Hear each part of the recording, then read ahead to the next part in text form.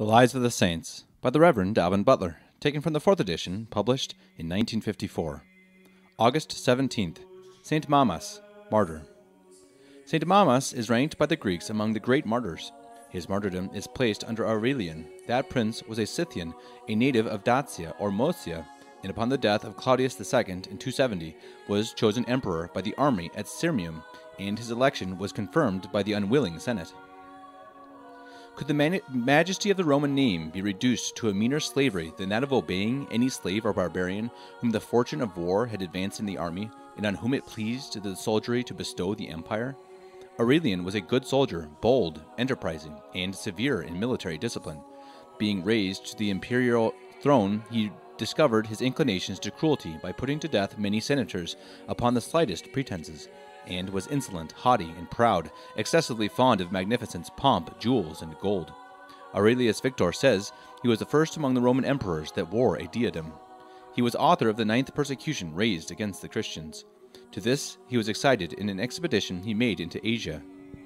Zenobia, queen of the East, by the concession of Gallian, was mistress of large dominions, the reward of her and her late husband's Odenatus's valor in bravely repulsing the Persians.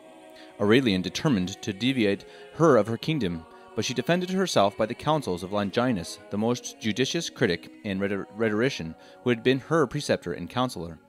Aurelian defeated her armies, destroyed Palmyra in Syria, the capital city of her kingdom, in 273, took her and Longinus prisoners, basely put the latter to death, and led her in triumph.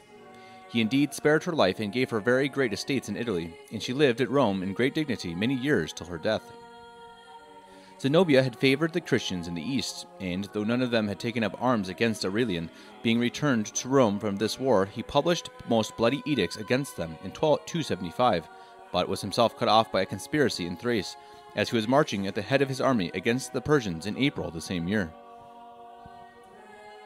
Lactantius says that by his persecution he drew down the divine displeasure on himself, and he lived not long enough to execute what he had designed, ending his days in the beginning of his rage. Nevertheless, St. Austin and others mention his bloody persecution, and the calendars testify that many suffered in it. Among these, none is more famous than St. Mamas.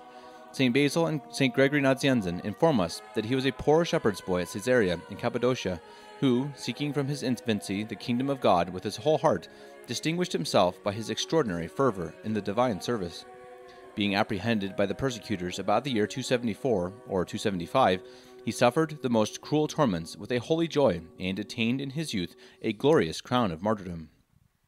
Salzmann and St. Gregory Nazianzen tells us that Julian the Apostate and his brother Gallus, being educated at Caesarea, diverted themselves, when children, in building churches to the martyrs, particularly one to St. Mamas, but that while Gallus's part advanced, that of Julian fell down again every day.